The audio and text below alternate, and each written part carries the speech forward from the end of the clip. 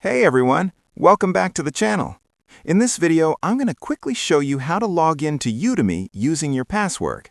To get started, open any web browser and type udemy.com into the address bar.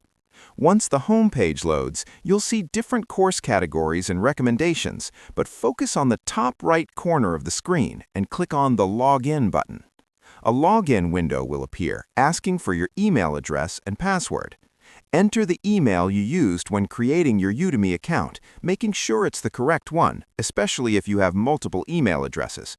After that, carefully type in your password and click the Login button. Udemy will verify your details and take you straight to your dashboard, where you can continue your courses, explore new topics, and track your learning progress. You can also use a password manager to save your login details securely and make signing in faster next time. And that's it. This is how you can log in to Udemy using your password. I hope this quick guide was helpful. If you found this video useful, don't forget to like it, share it, and subscribe to the channel for more simple tutorials. Thanks for watching, and I'll see you in the next video.